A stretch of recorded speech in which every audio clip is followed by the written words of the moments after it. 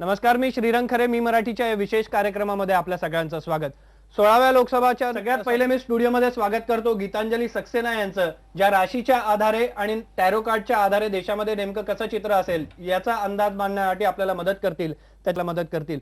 सगळ्यात पहिले मी प्रश्न विचारतो गीतांजलि सक्सेना यांना.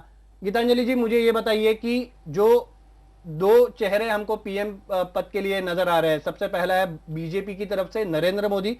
कांग्रेस ने हालांकि अभी तक कोई अपना उम्मीदवार डिक्लेयर नहीं किया है और माना जा रहा है कि राहुल गांधी उस पद के लिए लायक उम्मीदवार कांग्रेस की तरफ से हो सकते हैं. इन दोनों की कुंडली देखें तो कौन पीएम पद के लिए आपको सबसे प्रबल दावेदार लग रहा है? दोनों की कुंडली देखें तो नरेंद्र मोदी जी की कुंडली ज्यादा प्रबल है, क्योंकि नरेंद्र मोदी जी की वृश्चिक लग्न है, मंगल चंद्र दोनों लग्न में बैठे हैं और अभी उनकी चंद्र की महादशा चल रही है. जो उनकी चंद्र की महादशा चल रही है और लग्नेश होके ज्यादा प्रबल राजयोग दे रहे हैं.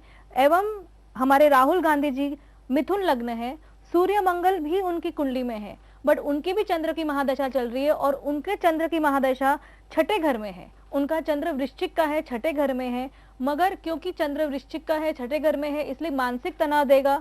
इसीलिए उनकी जो प्रबलता है या उनके जो सितारे हैं इतने प्रबल नहीं है कंपेयर टू नरेंद्र मोदी जी से. लेकिन क्या इस कुंडली से उनका स्वभाव या फिर जो देश में राजनीति जिस तरीके से आकार लेती नजर आ रही है, क्या स्वभाव भी इस कुंडली से अच्छा है, पर कभी कभी वो काफी कटुवाणी कर देते हैं.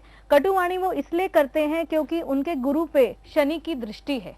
जो उनके गुरु पे शनि की दृष्टि है, इसकी वजह से कभी कभी उनकी वाणी काफी कटाक्ष हो जाती है लोगों के लिए और इसकी वजह से वो परेशानी में आ जाते हैं. तो ये नरेंद्र मोदी जी का चरित्र, मगर उनका राहु काफी प्रबल है, इसकी वजह से उनका राजयोग बन रहा है और इसलिए वो ज्यादा उनका प्रभावित कैरेक्टर है. उनका जो पर्सनैलिटी है वो ज्यादा प्रभावशाली है और सारे के सारे अगर अंक ये दोनों कुंडली को हम अगर मैच करें तो नरेंद्र मोदी जी की कुंडली ज्यादा प्रबल आ रही है. राहुल गांधी का क्या स्वभाव बता सकती है?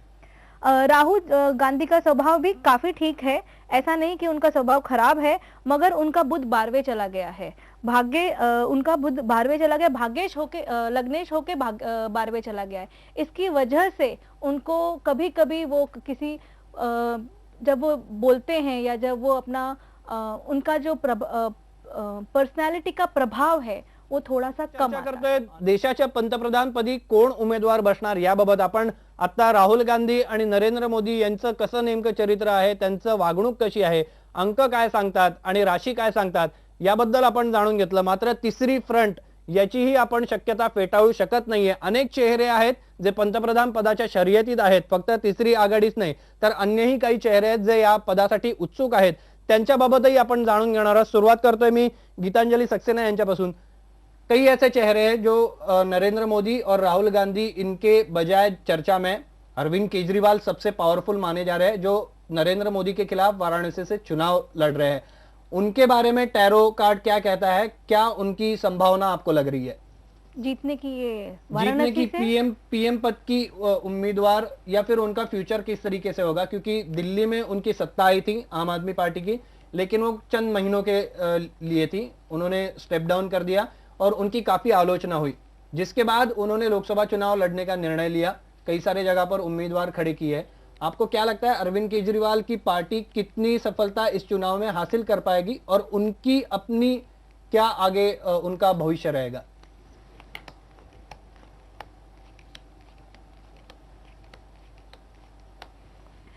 देखिए, हमारे टैरो कार्ड्स के हिसाब से जो कार्ड्स आए हैं वो इतने अच्छे नहीं हैं मिस्टर केजरीवाल के लिए.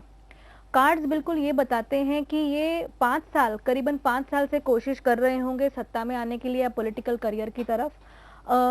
काफ़ी रिबेलियस नेचर के हैं, कुछ अलग करना चाहते हैं, वो साफ दिखता है कार्ड से. बट जो ये इनकी मंसूबे हैं या इनके जो थॉट्स हैं या इनकी जो ये करना चाहते हैं देश के लिए या जो इनके मतलब आइडियाज़ हैं, वो जो वो चाहते हैं वो कर नहीं पाएंगे. कैसे ये मान सकता है कि वो पीएम पद के लिए नहीं पहुंच सकते उस कुर्सी में या उस कुर्सी तक या उस रेस में शामिल ही नहीं है? माफी मांगना चाहूंगी, इस वक्त तो मुझे उनके पीएम पद के कोई भी चांसेस के पास जाना चाहूंगा. गीतांजलि जी, थर्ड फ्रंट का एक ऑप्शन सामने आ रहा है इस पूरे चुनाव में.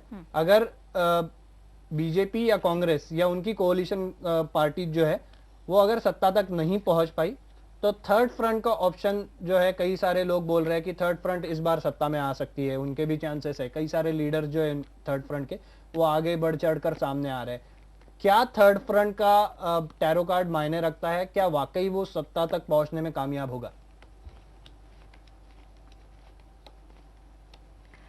देखिए, टैरो कार्ड ये बता रहा है कि थर्ड फ्रंट के जो चांसेस हैं काफी प्रबल हैं, बट आखिरी समय में ऐसा हो जाएगा कि ये लोग अपने, जैसे हम कहते हैं ना, बहुमत सिद्ध नहीं कर पाएंगे। ये लोग कोशिश बहुत करेंगे, मगर इनमें ट्रस्ट फैक्टर, पार्टीज के बीच में जो ट्रस्ट फैक्टर्स है मुझे नहीं दिख रहा है। दूसरा है जो इनके जो पार्टीज हैं उनमें झगड़ा, मतभेद बहुत ज्यादा है। इतना ज्यादा है कि ऐसा कह सकते हैं कि जो लोग हैं एक दूसरे के, हम कह सकते हैं, दुश्मन भी बन सकते हैं just to get the power या just to get the seat. तो मेरे हिसाब से चांसेस अराउंड 40 to 50% है, बट इनके आपसी मतभेद की वजह से ये थर्ड फ्रंट का पार्टी और या थर्ड फ्रंट मुझे सत्ता में आता हुआ नहीं नजर आता। पहले मी गीतांजली सक्सेना यांच्याकडे जातो। बीजेपी में कई सारे लोग हैं जो पीएम पद की रेस में आगे चलते नजर आ रहे हैं। अगर नरेंद्र मोदी पीएम नहीं बनते तो उनकी पार्टी के ऐसे कौन लोग हैं जिनके तारे जो है काफी अच्छे चल रहे हैं और वो पीएम बन सकते हैं? आप कुछ नाम बता सकते हैं? सबसे पहले जो नाम उभर कर सामने आता है वो राजनाथ सिंह का है। दूसरे है बुजुर्ग बीजेपी के नेता लालकृष्ण आडवाणी है। अगर नई पीढ़ी के बारे में हम लोग बात करें तो नितिन गडकरी है। ये तीन नाम जो है काफी चर्चा में काफी दिनों से चल रहे हैं। खास करके राजनाथ सिंह और लालकृष्ण आडवाणी का नाम सबसे ज्यादा चर्चा में है। क्या इन दोनों में से नरेंद्र मोदी को पीछे धकेल कर पीएम पद की कुर्सी हासिल कर सकता है?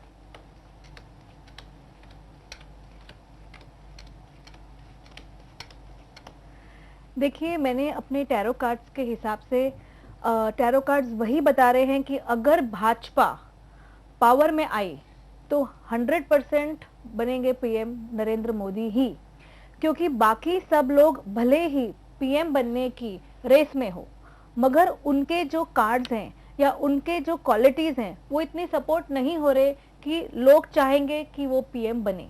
तो as per the tarot cards, Narendra Modi ji के कार्ड्स काफी स्ट्रांग है, बहुत ज्यादा स्ट्रांग है पीएम बनने के लिए। अगर राजनाथ सिंह और नरेंद्र मोदी का कंपेयर करें तो इन दोनों के टैरो कार्ड्स क्या बताते हैं, और राजनाथ सिंह का खास करके क्या अनुमान लगा सकती है आप? नरेंद्र मोदी जी के लिए आखिरी में ये कार्ड आया है जिसको हम कहते हैं टेम्परेंस।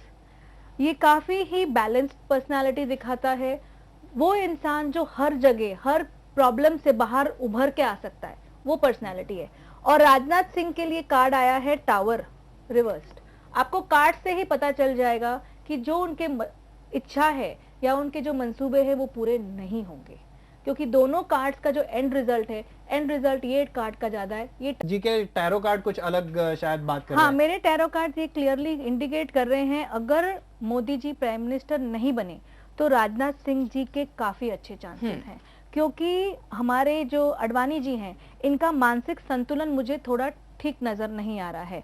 इनके जो around himself there are people who are not in favour of him, so basically he is not able to get over the manipulations of the people around him. तो मेरे हिसाब से अगर मोदी जी नहीं बनेंगे तो चांसेस काफी राजनाथ सिंह के हैं, क्योंकि उन्होंने काफी अच्छा काम भी किया है और उनके काफी लोकप्रिय भी हैं।